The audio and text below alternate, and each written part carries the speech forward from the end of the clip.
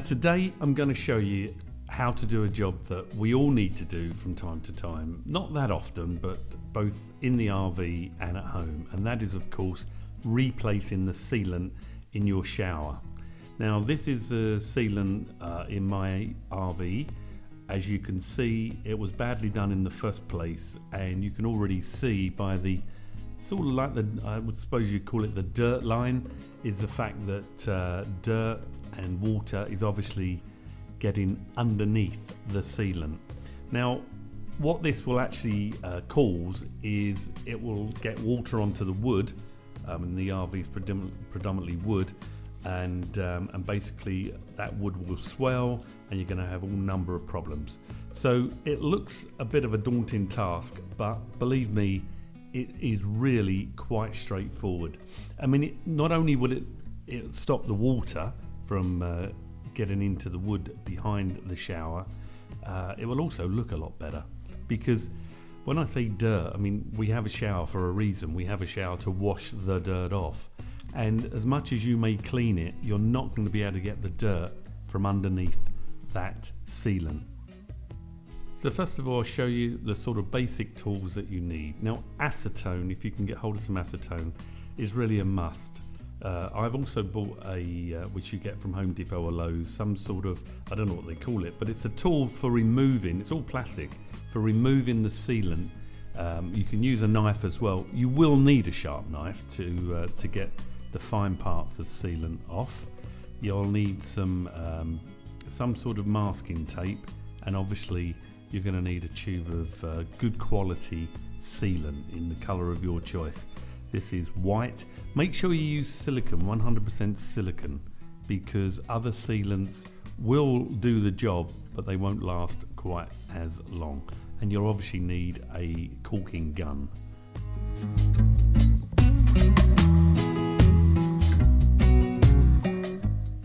So the first thing I'm going to do, just to make life a little bit easier, is remove the shower doors.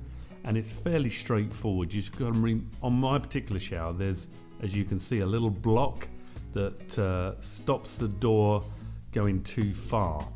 And basically, once you remove this block, you'll see there is a little groove in the channel that you can simply slide. Once you remove the block, you'll be able to slide the door, and it will just literally come out at the top.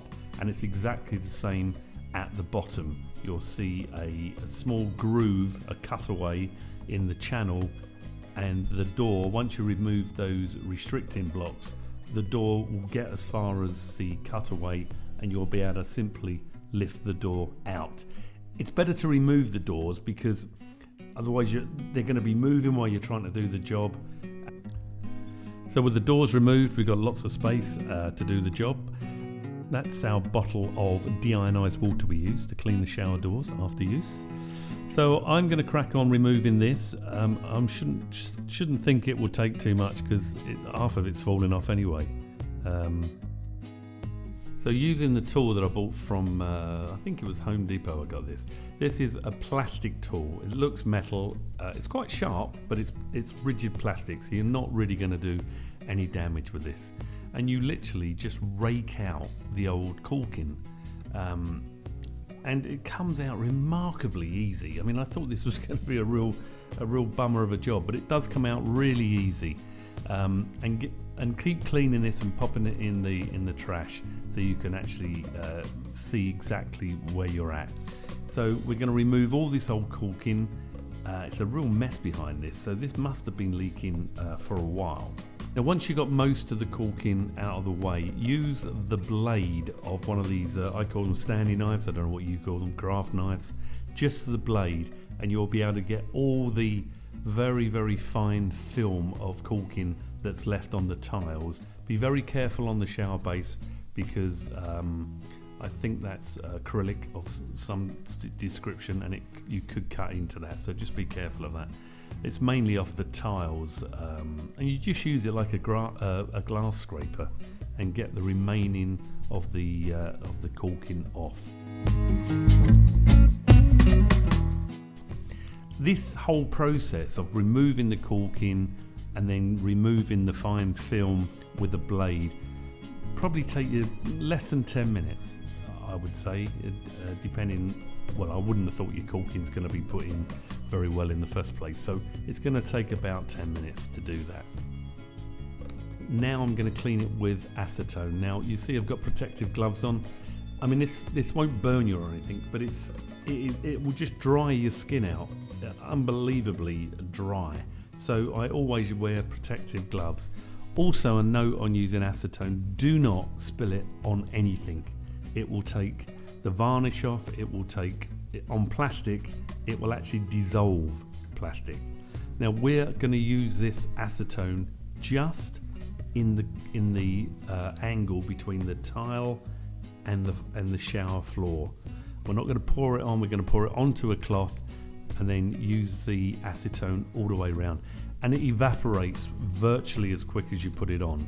But it will make sure that there's no grease, there's no muck, so you've got a good, dry, clean surface for the silicone to adhere to. Alright, the next part of the process is to get yourself, I use this blue tape, it's a new sort of masking tape for painting, and it's bright blue. And the great thing about this, it may sound obvious, but the great thing about this is you need to be able to see where the tape is. In fact, what you really want to see is the gap between the two lines of tape that we're going to apply. We're going to apply tape on the tiles, we're going to apply tape on the base, and we're going to leave a nice even gap between the two. So we finished doing the tape now onto the base of the shower, and as you can see, there's a nice even gap. Don't forget to leave a little bit of excess tape on each end. It will just make life a lot easier to remove the tape after you've applied the silicone. So you want a nice even gap. Now we want to achieve this on the tile side as well. So when we put the tape on the tiles, you'll need to achieve that as well. Okay, now we'll do the next part.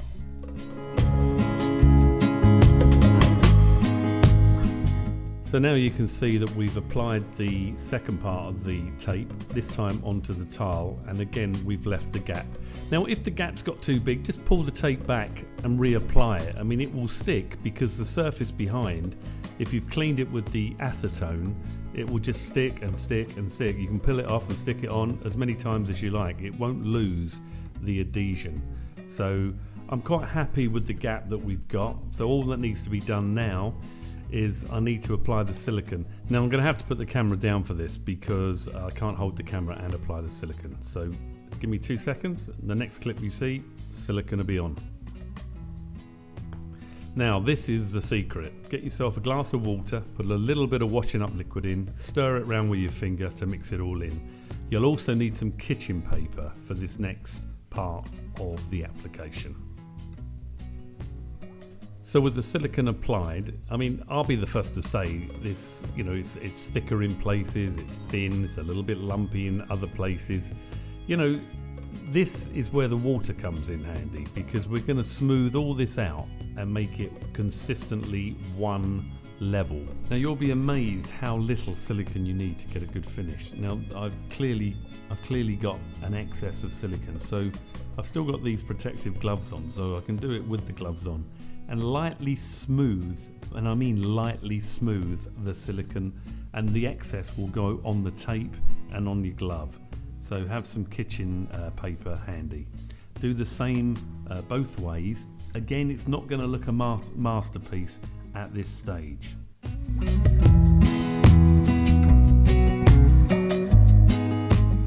So this is where you need the water. Get your glass of water with the little bit of washing up liquid and flick the water on the silicone. Just don't worry where it goes, just flick it liberally on the silicone. And then just very lightly, and keep dipping your finger in the glass of water, very, very lightly, smooth, and you'll feel that it's actually no silicone sticking on you as before. You're literally just smoothing this silicone off. You're probably going to get a little dent in the corner if you're pulling away from the corner, but I'll show you how to fix that. That really isn't a problem. And then get yourself a trash sack and pull the tape off, and pull it at a slight angle, And do this as quick as you can. When I say as quick as you can, don't leave it an hour. Literally get yourself sorted. After you've smoothed it over, pull the tape off and discard the tape.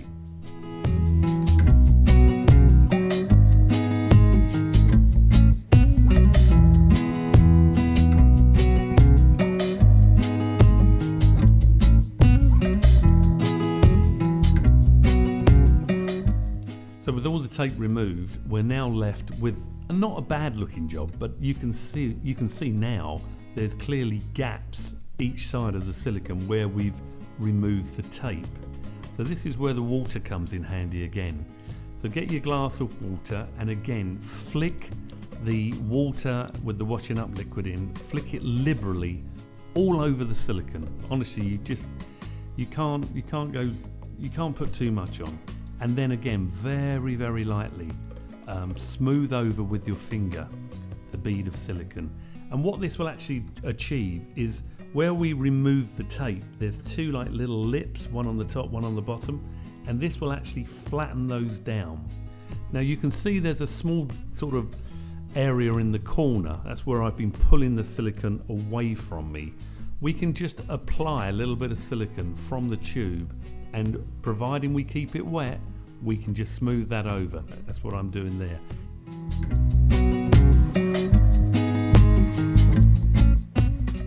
All the time you keep the silicone wet, you'll be able to work with it really, really easily.